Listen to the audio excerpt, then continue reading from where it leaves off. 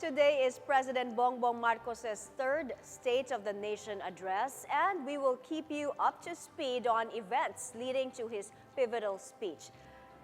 Good morning, I'm Mai Rodriguez, and this is Bilyonaryo News Channel. Congress opens its third regular session with Senate President Cheese Escudero and House Speaker Martin Romualdez calling their respective chambers to order. We'll show you live pictures from the Senate later in the program. Meantime, we're just hours away from President Bongbong Marcos's third SONA. Vice President Sara Duterte has made it clear she is not attending. Their tandem was a force to reckon with during the 2022 elections, but UniTeam is now a thing of the past. Agatha Gregorio has this SONA special report.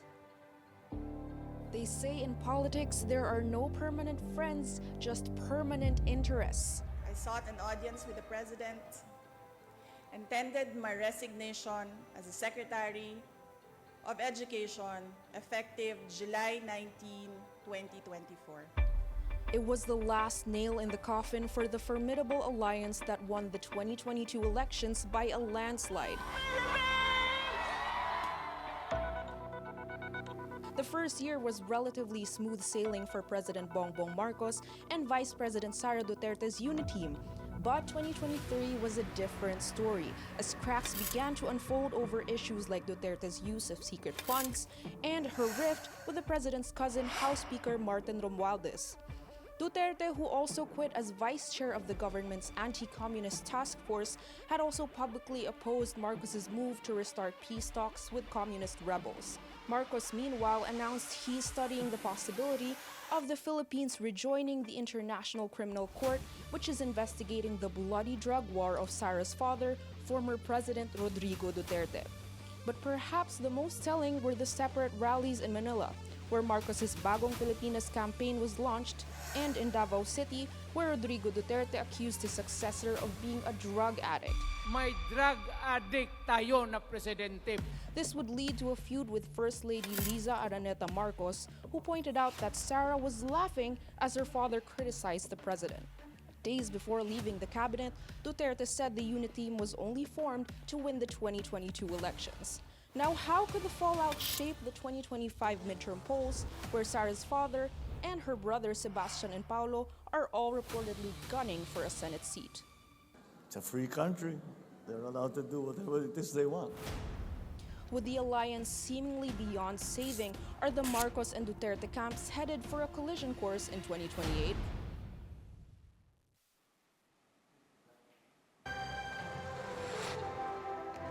Congress is opening its third regular session with Speaker of the House Martin Romualdez calling the chamber to order.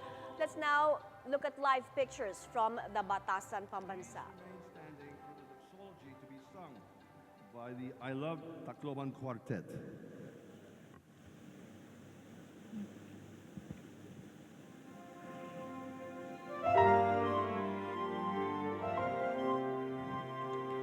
Panginoon, turuan mo akong maging bukas palad. Turuan mo akong maglingkod sa iyo.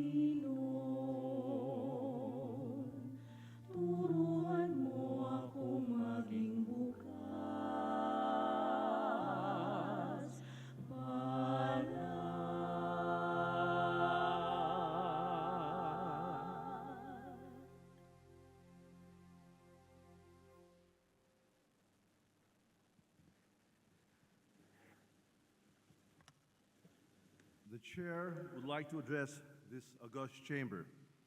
Please take your seats.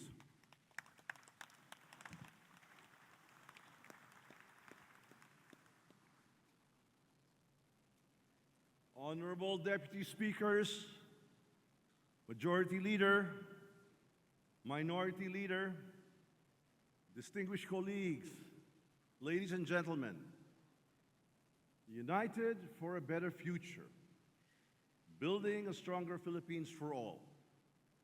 And I quote, "Life denies its best to people who will not give their all to it. Success does not come to the holdouts. The individual who achieves is the one who believes he can and throws himself into reaching his goal." Norman Vincent Peale. In 2022, when you installed me as Speaker of this House of Representatives, we were emerging from a multitude of unprecedented challenges. I stood before you then with the assurance that no one gets left behind and that only fairness and equitable distribution of resources for the simultaneous development of all regions shall permeate within the halls of Congress.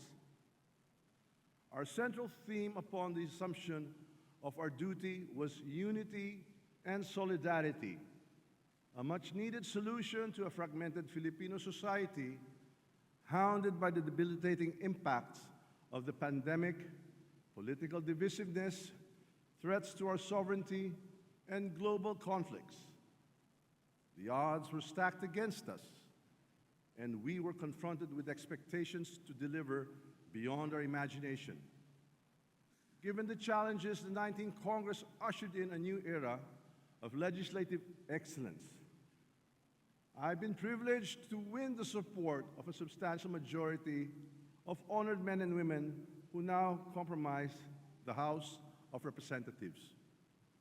Your hard work and dedication greatly contributed to the success of the first and second regular sessions. Together, we have forged a path that sets aside pride, ambitions, differences, and self-interest, but puts ahead perseverance, understanding, diplomacy, and diligence. Nangako tayong lahat na magtatrabaho ng tapat. Nakasundo na isang tabi ang politika. Gagawin ang lahat para iangat ang kabuhayan at ang kabuhayan ng ating mamamayan. As we open the third regular session of the 19th Congress, we ride on the momentum of our significant achievements from the first and regular sessions. Our unwavering commitment to unity and progress has paved the way for transformative laws that uplift and empower every Filipino. Our mission is clear: to build a Philippines where every citizen can live with dignity, opportunity, and hope.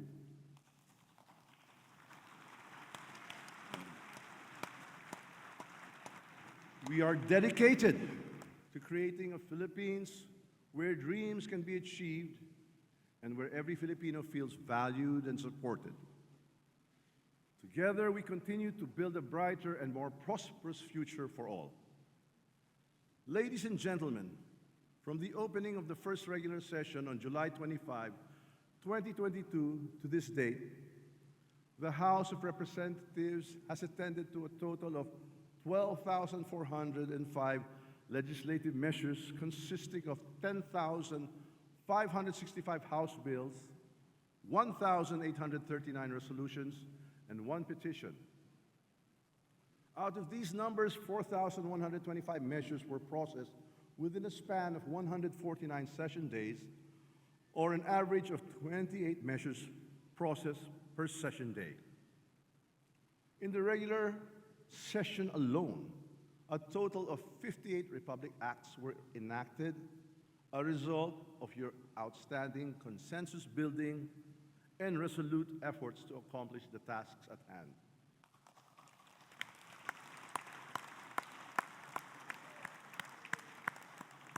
If we include the first regular session, the House has been instrumental in the swift passage of 77 laws many of which are of national importance. These include the recently signed two landmark legislations, Republic Act number 12009, or the new Government Procurement Act, which introduces crucial reforms that safeguards public funds, eliminate corruption, and foster a more competitive and fair procurement environment. And Republic Act number 12010, or the Anti-Financial Accounts Scamming Act, which strengthens our financial system by preventing fraud and promoting trust among consumers, businesses, and investors. Worth noting also is Republic Act number 11976, or the Ease of Paying Taxes Act, which instilled optimism among taxpayers who longed for a more streamlined process in dealing with tax-related intricacies and provides a positive move towards improving tax compliance.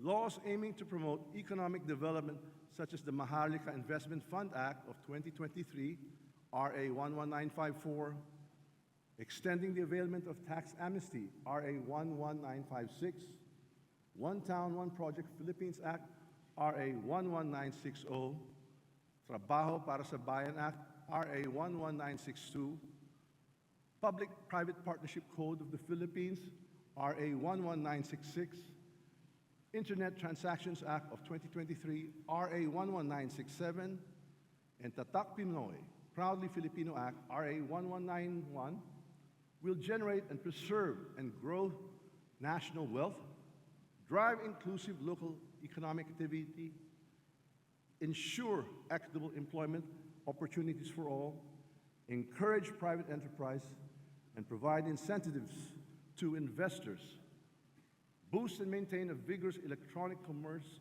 environment, and promote globally competitive Filipino products and services. We likewise take great pride in our endeavors to protect the environment and ensure sustainable development, as demonstrated by the enactment of RA 11995, or the Philippine Ecosystem and Natural Capital Accounting Systems, the PENCAS Act. The House of Representatives also gave significant attention to education and supported the passage of RA 12006, or the Free College Entrance Examinations Act, RA 11984, or the No Permit, No Exam Prohibition Act, and RA 11997, or the Kabalikat sa Pagtuturo Act. Out of the 17 priority measures identified by the President in his 2023 State of the Nation address, 5 have been enacted into laws. 1 bicameral report ratified and presently under enrollment process, another one under deliberation in the Bicameral Conference Committee, and 10 remaining measures have been approved on third and final reading by the House, with one as early as November 2022. This amounts to a 100% approval on third and final reading by this august chamber of the 2023 SONA priorities.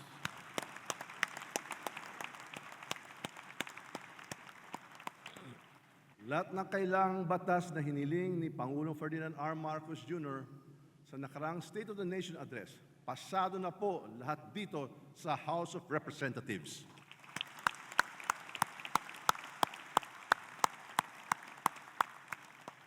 We have done our homework. We address concerns on food, security, climate change, social protection, tourism, public health, public order, safety, among others.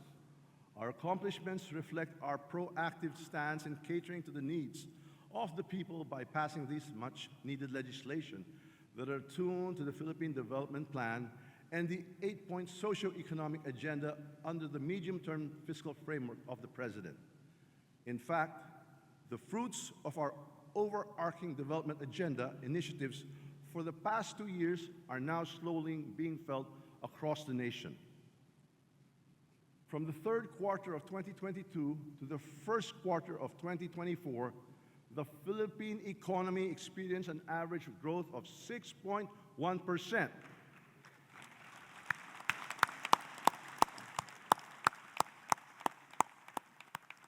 For the first quarter of 2024 alone, the Philippine economy outperformed Indonesia at 5.1%, Malaysia at 4.2%, Singapore at 2.7%, and Thailand at 1.5%. In May of this year, the National Economic and Development Authority stated that the country's target growth rate of 6 to 7% this year is achievable with the implementation of appropriate government policies. As a result, the country is expected to continue outperforming most emerging economies and expand further to a range of 6.5 to 7.5% in 2025. This is not far from the 6.2 economic growth projections for the Philippines in 2025 by key international financial institutions such as the International Monetary Fund at 6.2%, the Asian Development Bank at 6.1%, and the World Bank at 5.9%. I believe, dear colleagues, that policies have all been put in place and the gains of a competent, focused, and thorough legislative process are now bringing significant improvements to our economy.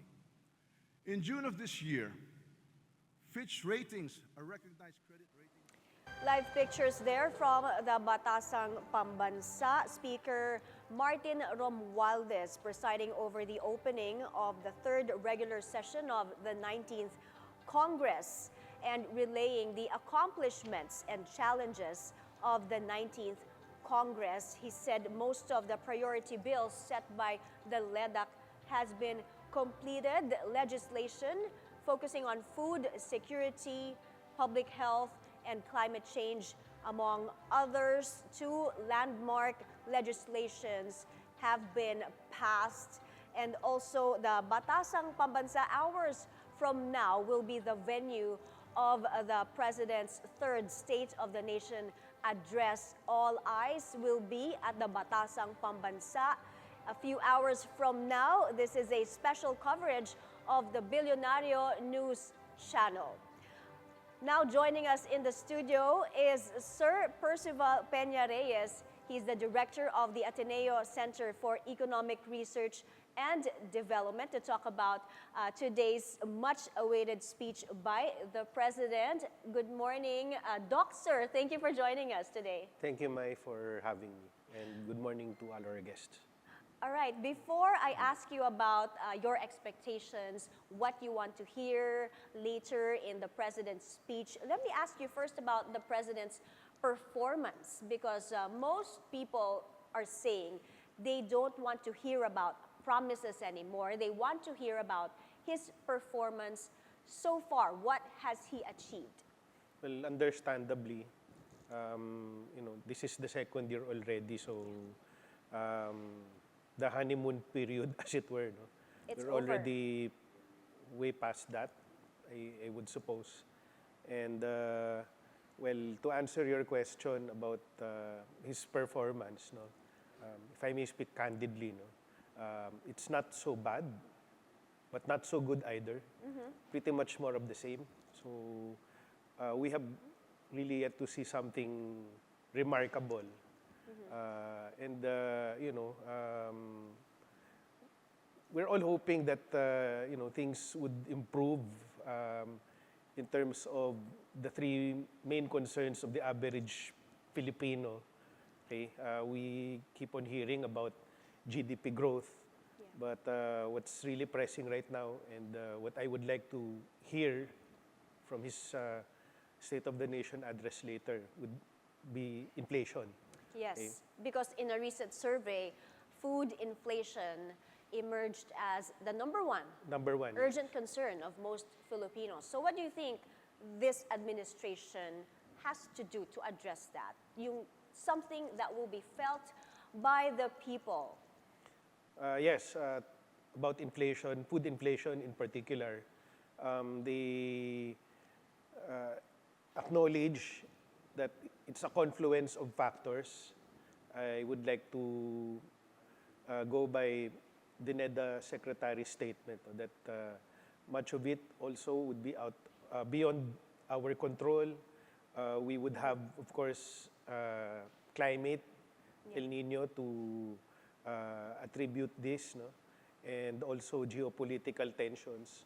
Okay? But, interestingly, if you look at numbers, it can't be helped. You would have to compare yourself, with countries in the immediate neighborhood in Southeast Asia. Okay? We would see that we did grow fastest, last year, 5.5% growth, if I'm not mistaken.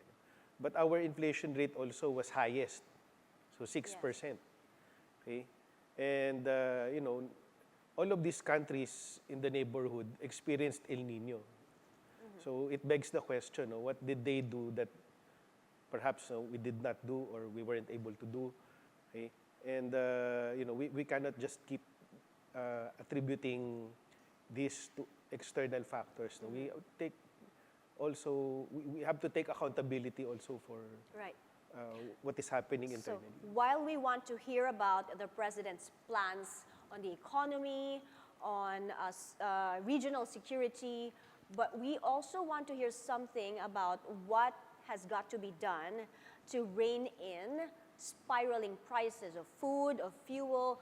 What do you want to hear about that? Well, really about, and also jobs, if I may add. Jobs, Because those yes, are, and higher pay. three important concerns. Yeah. GDP is, of course, going to be there, but inflation, that remains topmost in what people want to hear, and of course, what he intends to do with jobs, because people need to hustle. Okay, but with regard to inflation, about food, what are we going to do about it? Because really, the best adjective I can give perhaps is there's a lot of uncertainty. We were seeing deceleration. Okay, prices are still going up, albeit at a slower pace. Okay. Okay. With your indulgence, Professor, we'd like to go to the Senate now. Yes. Senate President Cheese Escudero is speaking. Let's listen in. Committees. All the things I have thus far mentioned exemplify the independence of the Senate. Ang unang bukang bibig ng lahat na tumayong Pangulo ng Senado ay ang pananatilihin ng sariling paninindigan at malayang kapasan ng Senado. But to me, this is a pointless reiteration. It restates the obvious and repeats the self-evident. Daily, our independence is live-streamed and blasted to all media platforms, where you see your senators, who can only be won over to a cause if you debate them and not dictate upon them. It conveys one unchanging truth, that senators are subjects only of the people and subsidiary of no other branch, party, person, or interest. This time-honored tradition is what makes our institution strong and respected.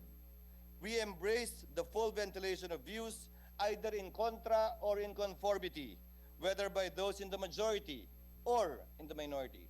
But at the end of the day, we vote. We divide the House, but only on issues out of policy differences. Never should we allow politics to keep our House permanently divided. Ito ang Senadong kailangan ng taong bayan sa puntong ito ng ating kasaysayan. This independence, which we treasure and enjoy, is what we also desire for our nation. Make no mistake about it. This Senate is unanimous and unbending in defending our country's independence and sovereignty. Tayo'y makikipagkaibigan pero hindi tayo pasisiil. Tayo'y makikipag-usap pero hindi tayo magpapaapi. As such, we shall pass laws such as Maritime Zone and Sea Lanes Act, which will strengthen our claims over what is already ours. We will strengthen our military, but not to ignite any conflict, but in order to secure the peace. We shall take peaceful measures to defend our people's right to sail in our seas and fish in our waters, as what our ancestors had done and what our children and grandchildren shall likewise do. Indeed, we must work towards bridging these troubled waters. I am confident that we shall overcome whatever disagreements we may have with any of our neighbors, given our centuries-old amicable relations with them, where this point in time in our current history, to me, is a mere speck. And in the same way, we shall be the Senate which bridges social divides and builds a path to prosperity for every Filipino. Our people are overworked, underpaid, and overburdened. A comfortable life has clearly eluded them for generations. Their dreams and struggles, more than any policy paper, should provide what our legislative agenda should contain and should inspire us to work harder towards this end. I say that it is time to reframe our work and pivot to laws that will make the life of the Filipino easier. Uulitin ko, sa bawat tanong, bawat panukalang batas, bawat debate at bawat salitang sasambitin natin sa kapulungang ito, sagutin natin ang tatlong simpleng katanungan. Mapapabilis at mapapadali ba nito ang ating gawain at gawain ng ating mga kababayan? Mapapagaang ba nito ang buhay ng bawat Pilipino?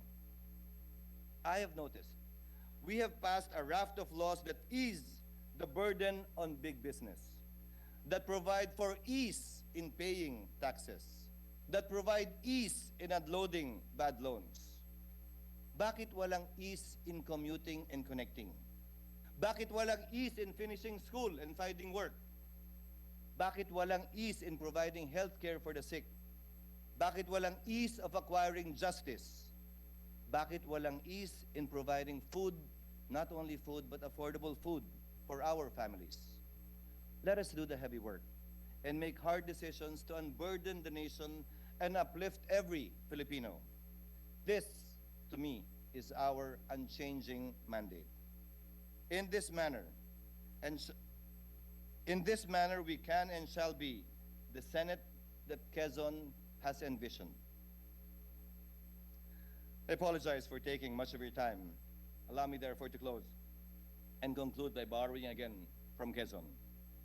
Quote, a Senate that serves the people the way the people themselves want to be served. A Senate which works for the people and which is worthy of their support. We cannot fail, for our failure is their failure, and our defeat is their defeat. For me, the reverse is also true. Our triumph as a country and people will be their triumph as well. And in this regard, your Senate shall not falter. Your Senate will always prevail in the name of the Filipino people. Maraming salamat, mabuhay ang Pilipinas, at mabuhay ang sambayan ng Pilipino.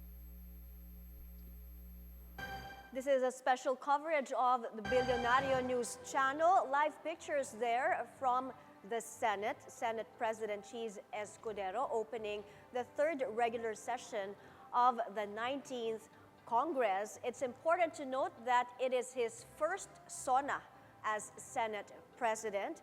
He said it's time to reframe our work, and that's a quote.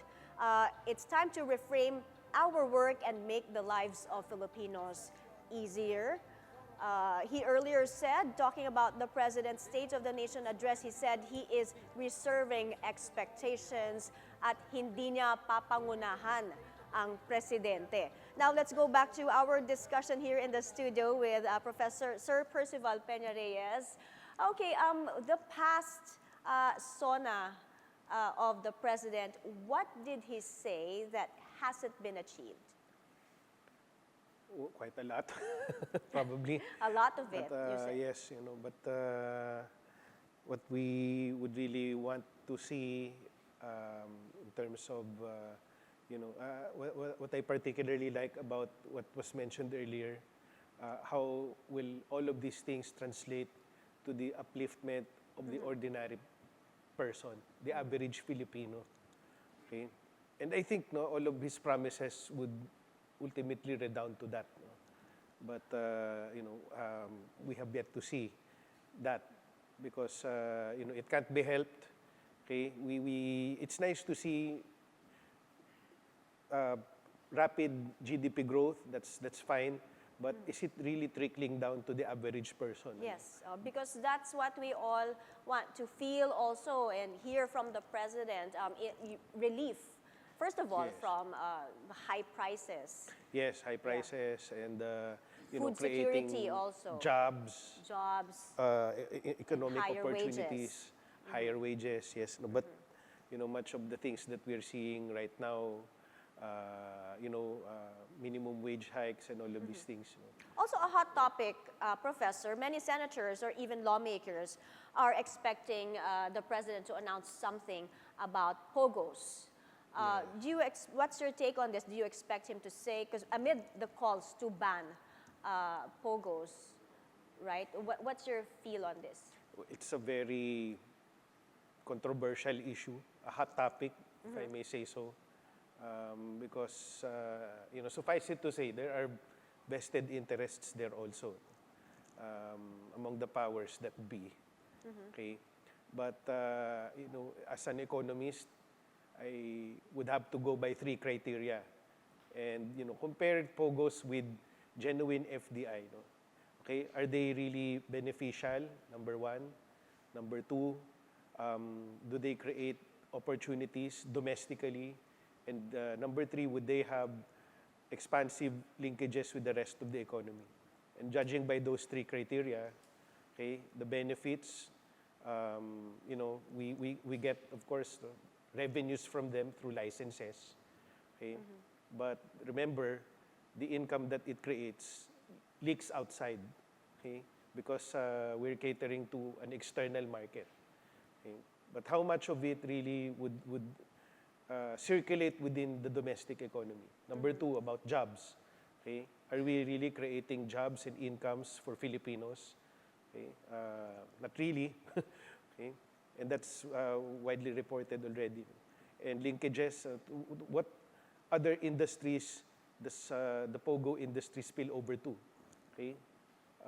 Is it really expansive, or is it's just real estate, driving up the price of real estate, which in turn could crowd out domestic investors, domestic firms, and also people who would like to buy property.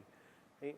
So if we go by those 3 criteria, probably we need to reassess, reevaluate whether we need them in the economy.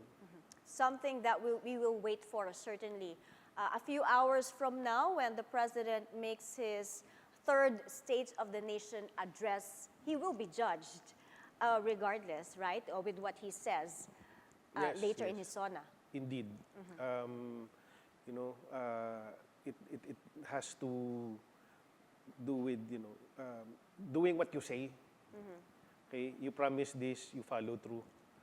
And, people are expecting that. No? And he has a lot of political capital behind him. Remember that he won the elections very convincingly.